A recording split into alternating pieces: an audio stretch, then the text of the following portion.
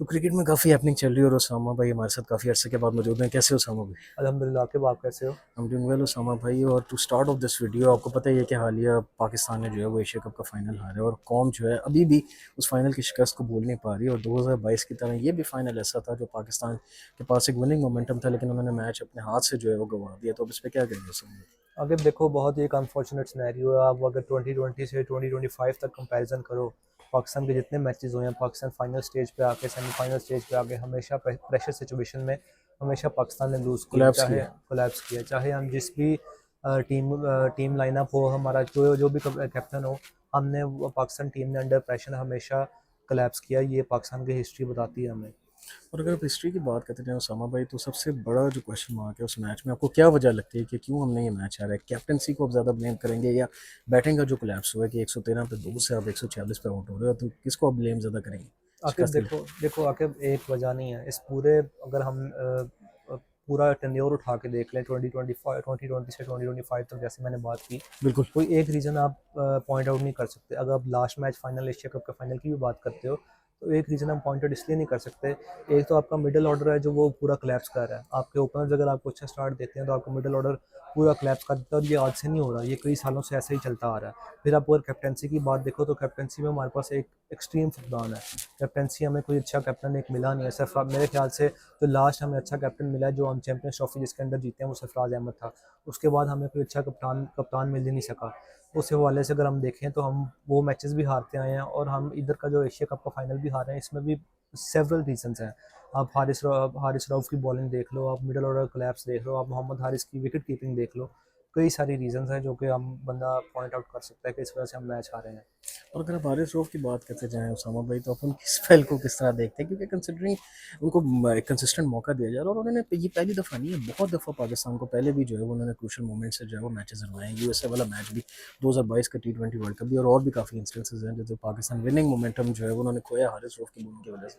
तो अब इस पे क्या कहेंगे उसामा? आखिर देखो, हमें एक चीज़ तो हमें समझनी पड़ेगी कि जो हारिस रऊफ है उसका एक्स फैक्टर है वो पेस है उसकी। हम उसके साथ हम पेस पे टोटली पेस पे रिलाई नहीं कर सकते। हम कई सालों से पेस पे रिलाई करते आ रहे हैं।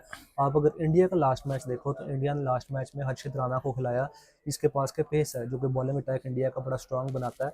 लेकिन बात यह है कि फाइनल में उन्होंने हर्षित राणा को नहीं खिलाया। उसकी वजह यह है कि सिर्फ पेस काफ़ी नहीं होती, आपकी लाइन एंड लेंथ जो है वो बहुत ज़्यादा ज़रूरी होती है।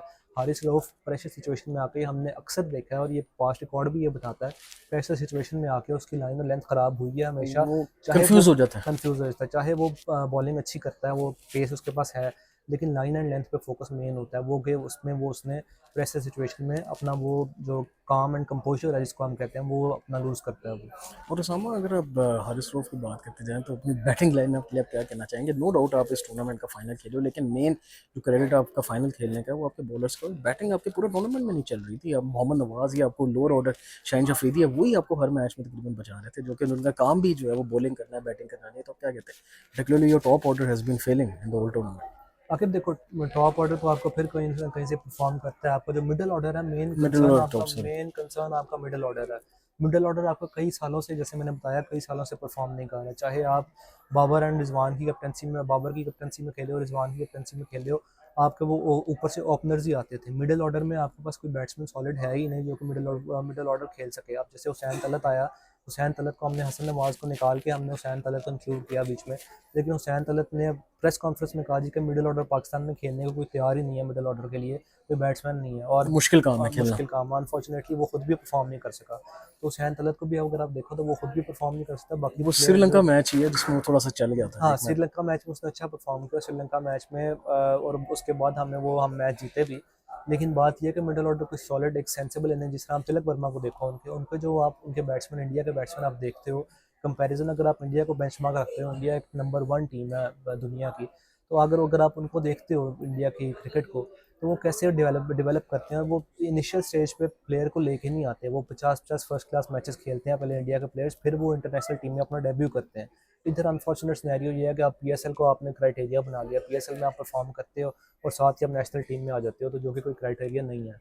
और उसामा अगर आप बात करते जाएँ हुसैन तलत की आप बात करें तो आपको लग रहा है कैप्टनसी की भी ऑब्वियसली इस मैच में हम बात करें तो उन्होंने पाकिस्तानी टीम ने एक ट्रिक मिस कर दी कि हुसैन तलत से भी आप बीच में बॉलिंग करवा सकते थे क्योंकि वो जो है पिच काफ़ी स्लो थी। आप देख रहे थे कि स्पिनर्स भी जो है वो इंडियन बैट्समैन को तंग कर रहे थे तो हुसैन तलत थोड़ा पेस ऑफ द बॉल शायद वो ट्रबल कर सकते थे इंडियन बैट्समैन को। तो आप क्या आकिब कहते हैं इट्स अब a missed captaincy trick? Aqib ये देखो, अब तो अगर हम देखें तो वो हम माइंडसेट में कुछ भी कह सकते हैं कि हम इस तरह भी कर सकते हैं, उस तरह भी कर सकते हैं, ये बहुत सारे इफ्स एंड बट्स हैं।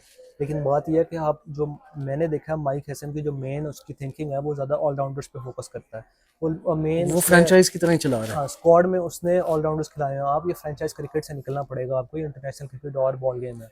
उस हवाले से आप अगर हुसैन तलत को, मोहम्मद नवाज भी ऑलराउंडर रखा है, फ़हीम अशरफ भी ऑलराउंडर, वसीम जूनियर भी ऑलराउंडर, इतने ऑलराउंडर्स आप स्क्वाड में नहीं रख सकते। ऐसा ही है। आपको प्रॉपर एक फास्ट बॉलर रखना चाहिए था, क्योंकि हुसैन तलत को भी अब अगर ओवर देते लास्ट ओवर तो उसको भी स्कोर पड़ सकता था। ये कोई वो बात कोई नहीं कि भी उसको मार नहीं खा पड़ सकता, सकता कोई है। भी मार खा सकता था। और हारिस रऊफ को तो एक प्रूवन एक बनता जा रहा है ना कि वो उन्होंने तो स्ट्रगल किया ही किया। वो कर रहे हैं बाकायदा मुसलसल स्ट्रगल कर रहे हैं डेथ ओवर्स में। और अगर आप बात करें उसामा भाई तिलक वर्मा की आप जिक्र करें तो पाकिस्तानी बैट्समैन आपको लगता है उनसे सीख भी सकते हैं क्योंकि अगर आप इस विकेट पे देख रहे हैं तो पाकिस्तानी बैट्समैन से आप नोट किया होगा कि एक मिस्टेक हो रही थी कि जो बैट्समैन आ रहा था वो मारने की कोशिश कर रहा था और तिलक वर्मा को अगर आप देखें तो बीच में उन्होंने काफ़ी दफ़ा सिंगल डबल्स भी लिए हैं जब बाउंड्रीज नहीं आ रही थी और उन्होंने बुरी बॉल्स का जो वेट किया बाउंड्री हिट करने के लिए।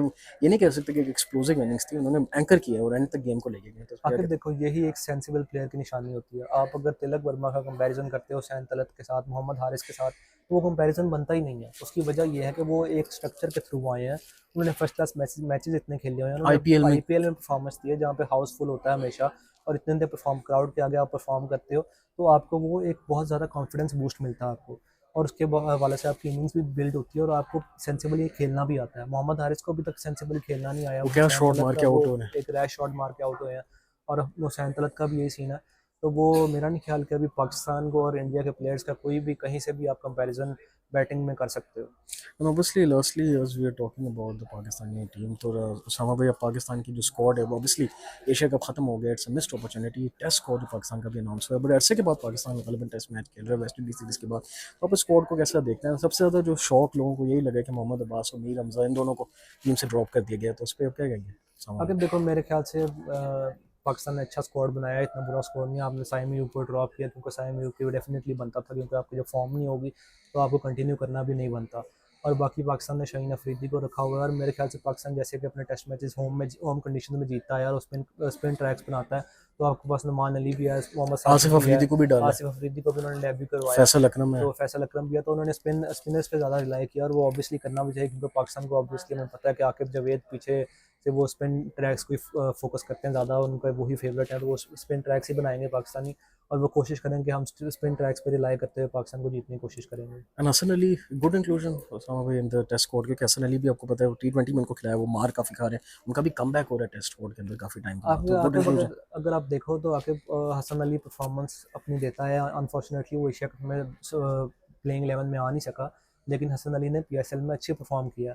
अब लेकिन पीएसएल के साथ आप टेस्ट को कंपेयर नहीं कर सकते, लेकिन बहरहाल टेस्ट को देखना पड़ेगा कि हसन अली टेस्ट में कैसा परफॉर्म करता है। बहरहाल T20 में, एशिया कप में, मेरे ख्याल से एशिया कप में उनको खिलवाना चाहिए था, क्योंकि उनका एक्सपीरियंस भी है और वो प्रेशर सिचुएशन में खेलना जानते भी हैं। आगे अब टेस्ट में कैसा परफॉर्म करते हैं वो भी देखने के लिए लायक है।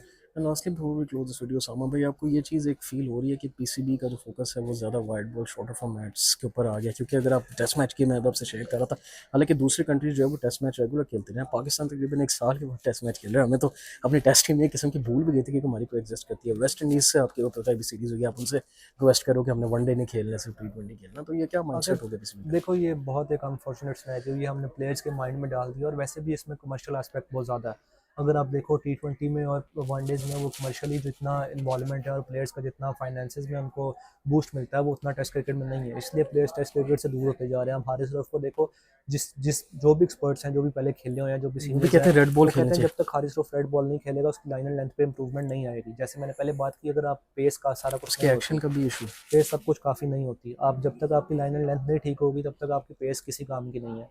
तो हारिस रऊफ को भी रेड बॉल खेलनी पड़ेगी। और मोहम्मद आमिर, आप देखो मोहम्मद आमिर वगैरह वो सारे रिटायरमेंट उन्होंने इसलिए ली, उनको रेड बॉल में इंटरेस्टेड नहीं थे वो। आगे वो और भी जो आगे आने वाले यंगस्टर्स हैं उनको भी यही मैसेज मिल रहा है, क्योंकि मेन जो फाइनेंसेस है आपके वो सारा आपके T20 और वनडे क्रिकेट में है।